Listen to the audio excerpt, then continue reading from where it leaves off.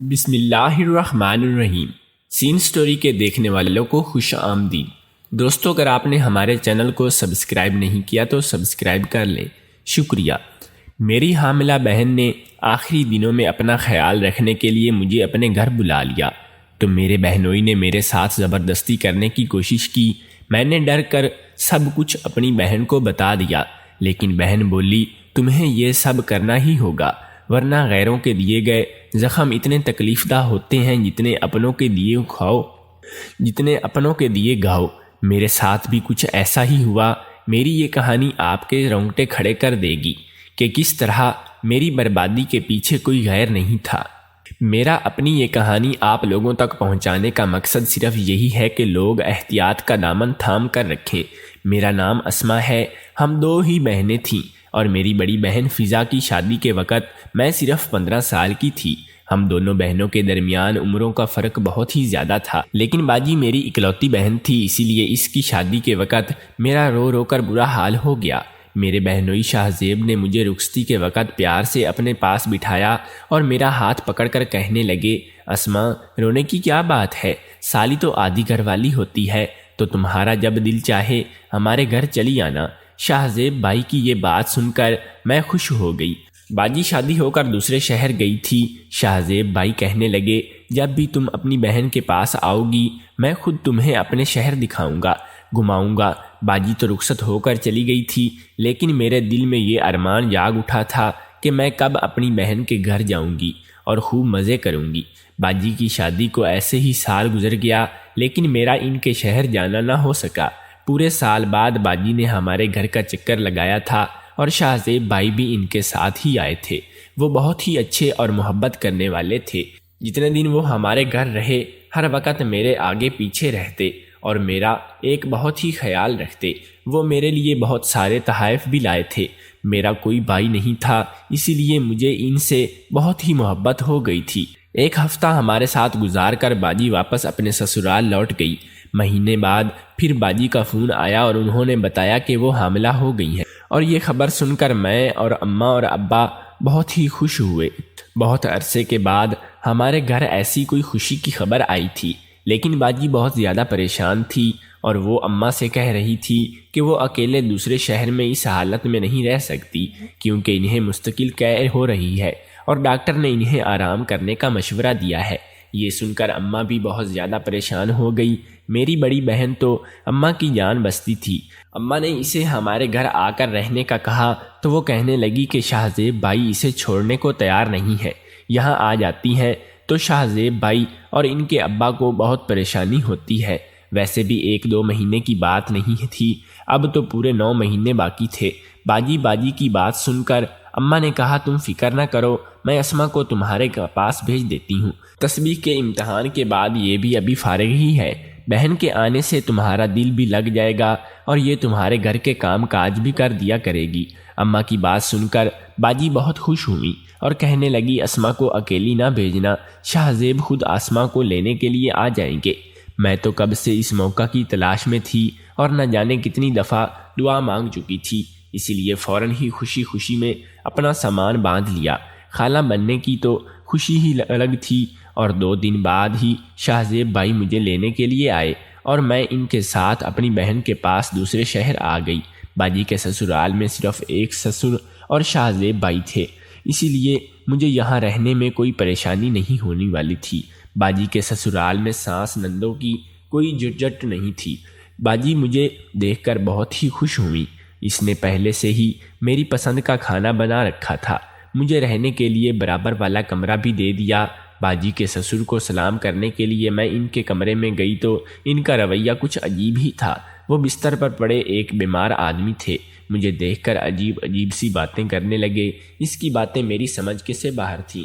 وہ میرا ہاتھ پکڑ کر مجھے کمرے سے باہر لے آئیں اور کہنے لگی کہ ان کے سسر کافی سالوں سے بیمار ہیں، اسی لیے اکثر بہکی باتیں کرتے ہیں، آئندہ ان کے کمرے میں جانے کی ضرورت نہیں ہے۔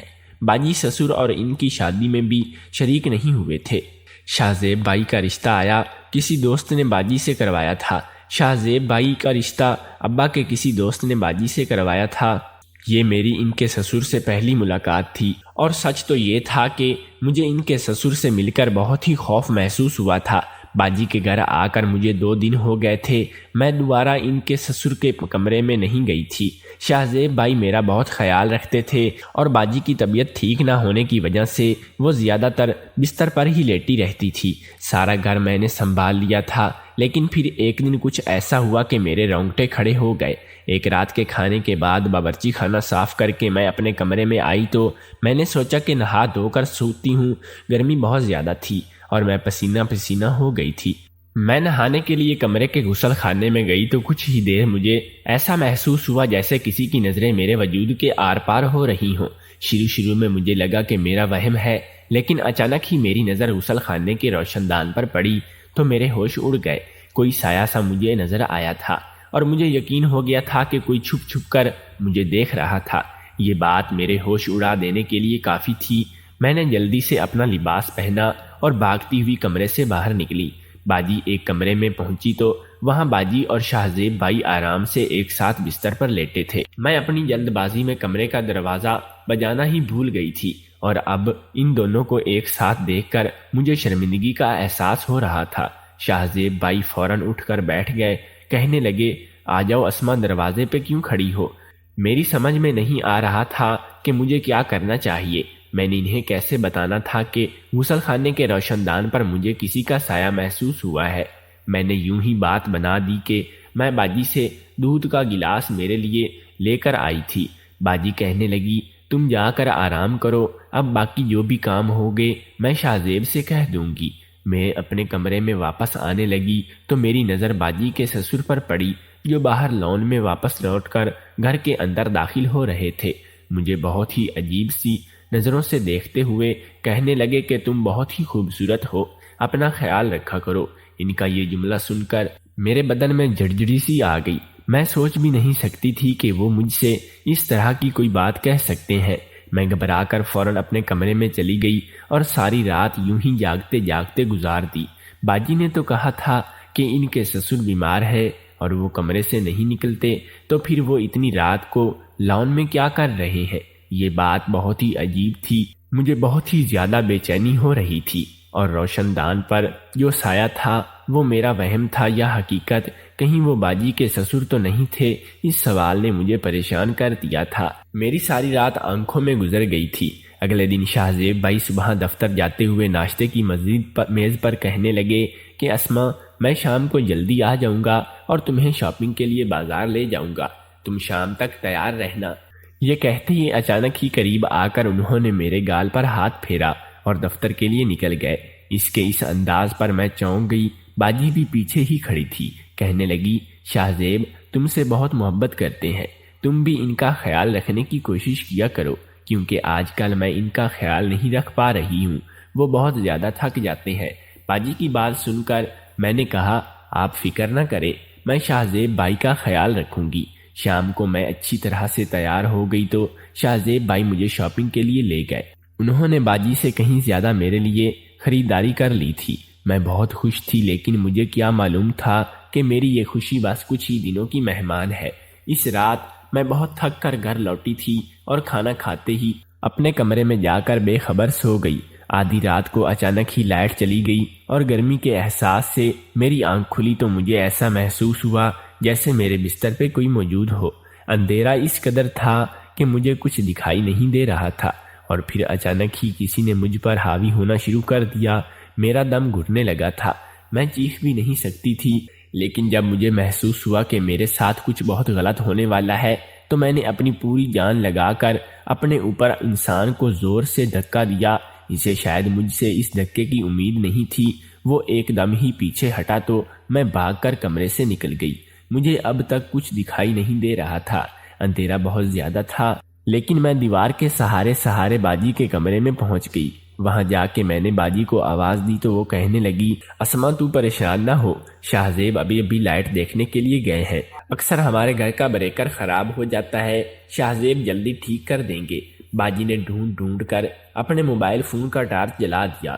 میرے پاس تو موبائل فون تھا ہی نہیں۔ میں باجی کے پاس ہی بیٹھ کر رونے لگ گئی۔ تھوڑی دیر بعد لائٹ آ گئی۔ وہ کہنے لگی تم بھی بہت ہی پتلی ہو، ذرا سے اندھیرے سے گھبرا گئی ہو، میرا خیال کیسے رکھو گی؟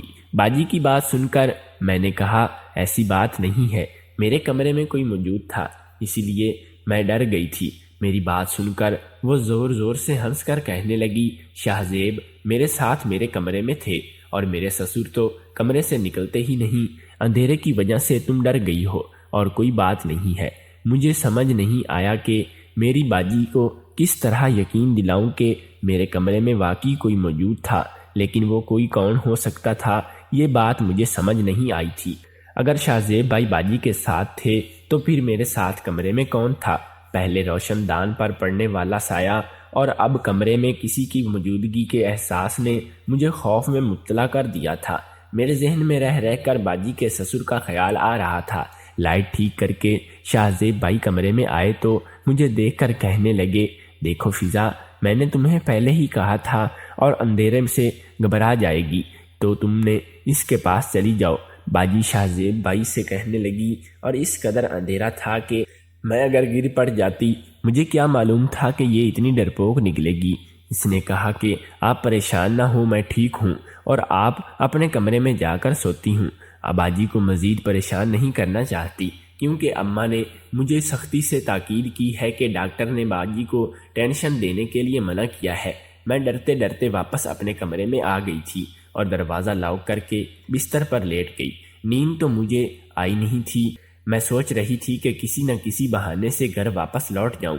جو بھی تھا یہ میرا وہم نہیں تھا، اس بات کا مجھے اچھی طرح یقین ہو گیا تھا، کوئی میری تنہائی کا بھرپور فائدہ اٹھانے کی کوشش کر رہا ہے۔ اگلے دن شاہ زیب بھائی کسی کام سے تھوڑی سی دیر کے لیے دوپہر کے وقت دفتر سے گھر لوٹ کر آئے۔ اس وقت باجی دوائی کھا کر اپنے کمرے میں گہری نیند سوئے ہوئے تھی اور میں باورچی خانے میں موجود کھانے کی تیاری کر رہی تھی۔ شاہ زیب بھائی باورچی خانے میں ہی چلے آئے اور مجھے پیچھے سے کس کر اپنی باہوں میں جکڑ لیا۔ مجھے ان سے اس رویے کی توقع نہیں تھی۔ میں نے گڑبڑا کر خود کو ان سے چھڑوانے کی کوشش کرنے لگی۔ میری آواز میرے حلق میں ہی دم توڑ گئی تھی اور میں کچھ کہہ بھی نہیں سکی تھی، مگر شاہ زیب بھائی نے تو مجھے چھوڑنے کے بجائے مزید کس کر پکڑ لیا اور کہنے لگے تم اتنی خوبصورت ہو، تم سے نظریں ہٹانے کو دل نہیں کرتا۔ بہت مشکل سے میں نے خود کو ان سے چھڑوایا اور باورچی خانے سے باہر بھاگنے لگی۔ شاہ زیب بھائی بڑی ہی بے باکی سے کہنے لگے کہ تم نہاتے ہوئے بھی بہت حسین لگ رہی تھی، میرے موبائل فون میں تمہاری ویڈیو موجود ہے۔ شاہ زیب بھائی کے لفظوں نے میری روح کھینچ لی۔ میں سوچ بھی نہیں سکتی تھی کہ وہ اس قدر گھٹیا انسان ہوں گے۔ میں نے روتے ہوئے شاہ زیب بھائی کی طرف دیکھا تو وہ کہنے لگے میں بس پیار محبت کی بات کرنا چاہتا ہوں۔ جیسے ہی شاہ زیب بھائی نے میری طرف قدم بڑھایا میں بھاگتے ہوئے اپنے کمرے میں گئی اور خود کو لاک کر لیا۔ مجھ پر کپ کپی طاری ہونے لگی۔ میں نے شاہ زیب بھائی کا جو روپ دیکھا اس سے پہلے کبھی نہیں دیکھا تھا۔ میں تو انہیں بھائی سمجھتی تھی لیکن وہ تو میری عزت کے دشمن نکلے۔ پتہ نہیں کیسے کب ان کی نظر مجھ پر پڑی تھی اور میں نے غور بھی نہیں کیا تھا۔ شاہ زیب بھائی بس کچھ وقت کے لیے دفتر سے گھر آئے تھے، اس لیے وہ واپس چلے گئے اور میں نے ارادہ کر لیا تھا کہ اب میں ایک پل بھی یہاں نہیں رکنے والی۔ شام کے وقت جب باجی اٹھ کر اپنے کمرے سے میرے پاس آئی تو اس وقت تک میری آنکھیں رو رو کر سو چکی تھیں۔ وہ پریشانی سے پوچھنے لگی کہ کیا ہوا ہے اسما، تم کیوں رو رہی ہو؟ میں نے باجی سے سچ چھپایا کیونکہ ان کی حالت ایسی نہیں تھی کہ میں انہیں شاہ زیب بھائی کے بارے میں اتنی بڑی بات بتاتی۔ اسی لیے میں نے روتے ہوئے کہہ دیا کہ مجھے اماں ابا کی یاد بہت آ رہی ہے، واپس جانا چاہتی ہوں۔ میری بات سن کر باجی نے مجھے گلے سے لگایا اور کہنے لگی اتنی ذرا سی بات پر تمہیں رو رو کر آنکھیں سجا لی ہیں، تم فکر نہ کرو، شام ہی میں شاہ زیب کے ساتھ تمہیں واپس بھیج دیتی ہوں۔ شاہ زیب بھائی کے ساتھ ایک شہر سے دوسرے شہر کا سفر سوچ کر میرے رونگٹے کھڑے ہو گئے تھے۔ میں نے باجی سے کہا کہ ابا مجھے لینے کے لیے آئیں گے، میں ابا کے ساتھ جاؤں گی۔ باجی کہنے لگی ٹھیک ہے، اچھی بات ہے، اس طرح میں بھی ابا سے ملاقات کر لوں گی۔ آج ہی کی بات سن کر میں مطمئن ہو گئی اور باجی جیسے ہی میرے پاس سے اٹھ کر اپنے کمرے میں گئی تو ان کی زوردار چیخ کی آواز سنائی دی۔ میں فوراً باجی کے کمرے میں کی طرف بھاگی تو یہ دیکھا کہ میرے ہوش اڑ گئے۔ باجی بستر کے پاس گری ہوئی تھی اور اپنا پیٹ پکڑ کر زور زور سے چیخ رہی تھی۔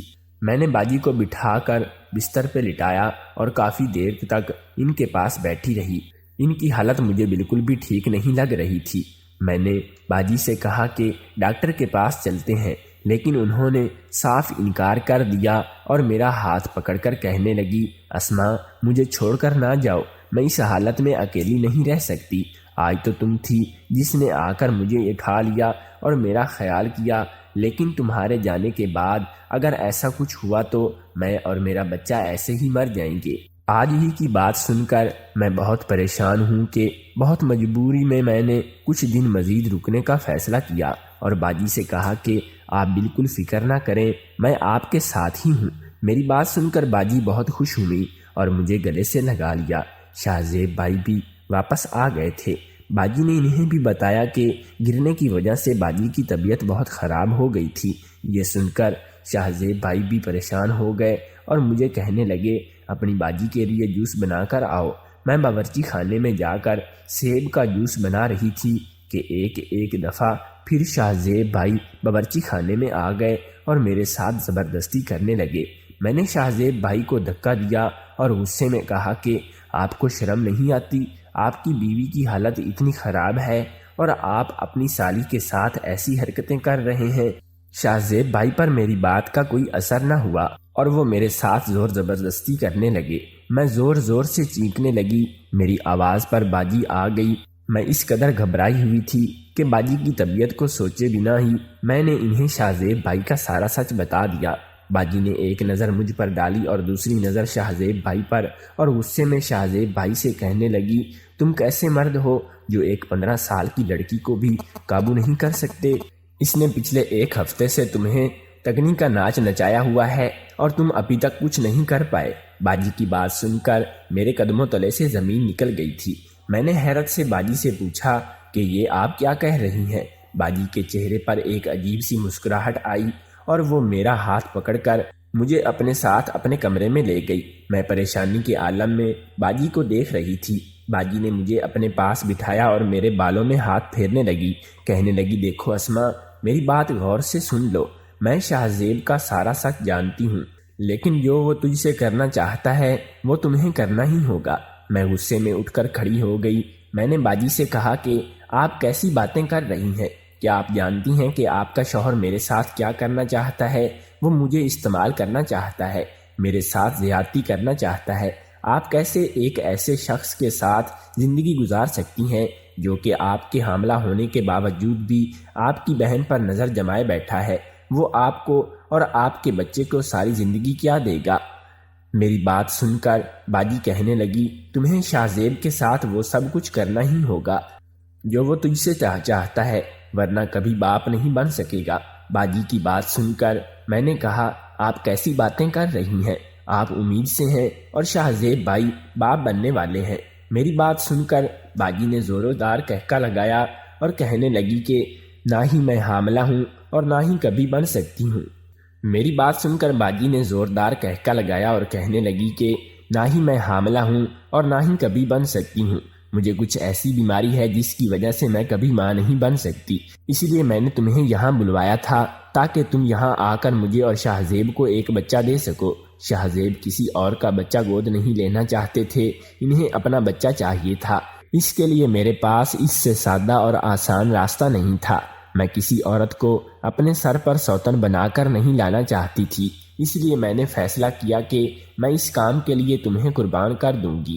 ویسے بھی تم میری سگی بہن نہیں ہو، میں شاہ زیب سے بہت ہی محبت کرتی ہوں اور اسے کسی قیمت پر چھوڑنا نہیں چاہتی، اس لیے میں چاہتی ہوں کہ تم حاملہ ہو جاؤ اور میری شاہ زیب کی زندگی میں بچے کی اس کمی کو پورا کر دو۔ میں تو اب تک شاہ زیب بھائی کو اپنا مجرم سمجھ رہی تھی، لیکن میری بہن بھی اس گندے کھیل میں برابر کی حصے دار تھی۔ اپنا گھر بچانے کی خاطر میری بہن نے میری زندگی کو داؤ پر لگا دیا تھا۔ میں نے اپنی بہن کے آگے ہاتھ جوڑ دیے اور اس سے کہا کہ مجھے گھر واپس بھیج دیں، لیکن میری بہن نے میری ایک نہ مانی اور رات کے اندھیرے میں مجھے اپنے شوہر کے بستر پر پیش کر دیا۔ میرے پاس انکار کی گنجائش نہیں تھی، کیونکہ میری بہن نے مجھے دھمکی دی تھی کہ اگر میں نے اس کی بات نہ مانی تو وہ نہ صرف شاہ زیب بھائی اور میرے ساتھ زبردستی کریں گی، بلکہ اس کا الزام بھی میرے کسی جھوٹے عاشق کے نام پر ڈال دیں گی۔ اور میری ساری زندگی اپنے ماں باپ کو اپنے کردار کی صفائی نہیں دے سکوں گی۔ میں نے سوچا بھی نہیں تھا کہ کبھی میری بہن میرے ساتھ ایسا سلوک کرے گی۔ میں جانتی تھی کہ میری بہن میری سگی بہن نہیں ہے، لیکن کبھی یہ فرق ہم دونوں کے درمیان آئے گا، یہ میرے وہم و گمان میں بھی نہیں تھا۔ میری بہن نے مجھے کھینچتے ہوئے کمرے میں دھکیلنے کی کوشش کی تو میں خود کو چھڑوانے کے لیے شور شرابہ کرنے لگی۔ میری بہن کے سسر کمرے سے نکل آئے، انہوں نے فوراً ہی درمیان میں آ کر مجھے اور میری بہن سے چھڑوا لیا، اور میری بہن اور اپنے بیٹے کو دھمکی دی کہ اگر ان دونوں نے میرے ساتھ کوئی زبردستی کرنے کی کوشش کی تو وہ پولیس کو فون کر دیں گے۔ شاہ زیب بھائی غصے میں آ کر اپنے ابا کے ساتھ بدتمیزی کرنے لگے۔ ان کے ابا کسی طور پر مجھے اکیلا چھوڑ کر پیچھے نہ ہٹے اور میری خاطر اپنے بیٹے سے جھگڑا کر کے مجھے اپنے کمرے میں لے آئے۔ وہ کہنے لگے، بیٹا، مجھے پہلے دن ہی علم تھا کہ ان دونوں کی نیت میں فتور ہے، اور اگر میں تمہاری بہن کے خلاف کچھ کہتا ہوں تو شاید تم کبھی یقین نہ کرتی۔ تم سب جان چکی ہو تو فوراً اپنے گھر واپس لوٹ جاؤ۔ یہ دونوں انسان نہیں بلکہ درندے بن چکے ہیں۔ شاید مجھ سے اپنے بیٹے کی تربیت میں کہیں کمی رہ گئی تھی، جس کی وجہ سے آج یہ دن دیکھنا پڑ رہا ہے۔ میں نے شاہ زیب بھائی کے ابا کے فون سے ہی اپنے گھر فون ملایا اور ابا کو ساری حقیقت بتا دی۔ اگلی صبح میرے ابا مجھے لینے کے لیے آ گئے۔ انہوں نے میری باجی سے ہمیشہ کے لیے سارے تعلق ختم کر دیے۔ ابا کو اس بات پر افسوس تھا کہ شاید ان کی تربیت میں ہی کوئی کمی رہ گئی، اور میں سوچ رہی تھی کہ میری کوئی نیکی میرے کام آ گئی جو شاہ زیب بھائی کے ابا میرے لیے فرشتہ بن کر آئے۔ اس بات کو سالوں گزر گئے، ہماری باجی کے ساتھ ہمارا کوئی تعلق نہیں رہا، لیکن یہ بات مجھے اچھی طرح سمجھ میں آ گئی کہ میری ماں نے مجھے ایک نامحرم کے گھر رہنے کے لیے بھیج کر بڑی غلطی کی تھی، اور میں نے ایک نامحرم کو اپنا بھائی سمجھ کر